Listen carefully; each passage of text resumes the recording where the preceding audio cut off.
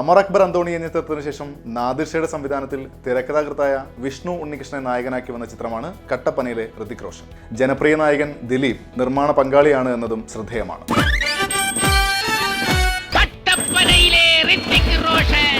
ജയന്റെ കടുത്ത ഫാനായ സുരേന്ദ്രൻ ജയന്റെ മരണത്തിന് ശേഷം ജൂനിയർ ജയനാവാനുള്ള ശ്രമം നടത്തിയെങ്കിലും പരാജയപ്പെടുകയാണ് ചെയ്യുന്നത്. നാട്ടുകാരുടെ കളിയാക്കൽ സഹിക്കാൻ പറ്റാതെ നിന്നപ്പോൾ തൻ്റെ മകനെ നാടറിയുന്നൊരു നടനാക്കുമെന്ന് സുരേന്ദ്രൻ പ്രതിജ്ഞ ചെയ്യുന്നിടത്താണ് കട്ടപ്പനയിലെ ഋതിക് റോഷന്റെ ജീവിതം ആരംഭിക്കുന്നത്. സിനിമാ മോഹവുമായി നടക്കുന്ന സുരേന്ദ്രന്റെ മകൻ കൃഷ്ണന്റെ കഥയാണ് സിനിമ പറയുന്നത്. നായക സങ്കല്പങ്ങൾക്ക് അനിവാര്യമായ നിറവും ഉയരവും സൗന്ദര്യവും ഇല്ല എന്നത് ഒരു ബാധ്യതയാകുന്നുണ്ടെങ്കിലും തൻ്റെ ആഗ്രഹത്തെ വിടാതെ പിന്തുടരുന്നുണ്ട് കൃഷ്ണൻ നായർ എന്ന കിച്ചു. ഉറ്റ ചങ്ങാതിയായ ദാസപ്പനും അയൽക്കാരനായ നക്സലൈറ്റ് ചന്ദ്രനുമൊക്കെ നിറഞ്ഞാടിയ ചിത്രം 100 രൂപയ്ക്ക് 1000 രൂപയുടെ ചിരി എന്ന അണിയറക്കാരുടെ വാക്കുകളെ ഒരു പരിധിവരെയെങ്കിലും അന്വർത്ഥമാക്കുന്നുണ്ട്.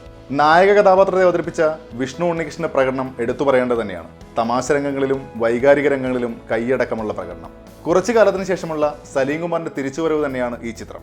തൻ്റെതായ ശൈലിയിൽ തമാശ രംഗങ്ങളിലേക്കുള്ള സലീം കുമാറിന്റെ പ്രകടനങ്ങൾ കൈയടിച്ച് തന്നെ തിയേറ്ററിൽ ആസ്വദിക്കാം. ക്യാരക്ടർ റോളുകളിൽ നമ്മളെ വിസ്മയിപ്പിച്ച സിദ്ദിഖിന്റെ മികച്ച പ്രകടനം സിനിമ അടയാളപ്പെടുന്നു. നായകന്റെ സന്തത സഹചാരിയെ അവതരിപ്പിച്ച ധർമ്മജനും സ്കോർ ചെയ്യുന്നുണ്ട് ചിത്രത്തിൽ.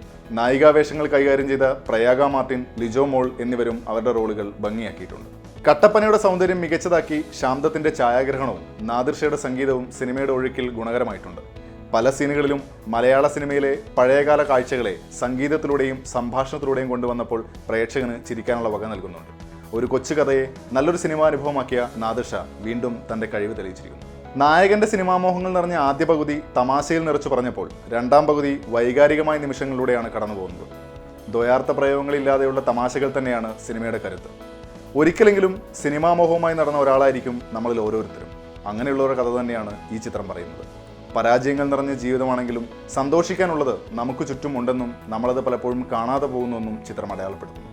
ആസ്വാദനത്തിൽ ചിരിച്ചു തന്നെ കണ്ടിരിക്കാം ഈ കാഴ്ചകൾ. രണ്ടാം പകുതിയിൽ അനുഭവപ്പെട്ട നീളക്കൂടുതൽ മാത്രമാണ് സിനിമയെ അല്പമെങ്കിലും അകറ്റിയത്. ഒരു പോസിറ്റീവ് മൂഡിൽ കുടുംബസമേതം ആസ്വദിച്ച് കാണാം. ടിക്കറ്റ് എടുക്കാം.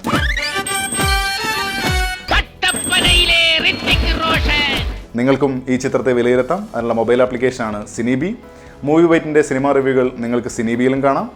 സിനിബിയിൽ ഈ ചിത്രത്തിന് ഞാൻ നൽകുന്ന റേറ്റിംഗ് 75. കൂടുതൽ വീഡിയോസിനായി മൺസൂൺ മീഡിയയുടെ യൂട്യൂബ് ചാനൽ സബ്സ്ക്രൈബ് ചെയ്യുക. നിങ്ങളുടെ അഭിപ്രായങ്ങൾ കമൻറ്റ് ചെയ്യുക. പുതിയ ചിത്രത്തിൻ്റെ വിശേഷങ്ങളായി വീണ്ടും കാണാം. നമസ്കാരം.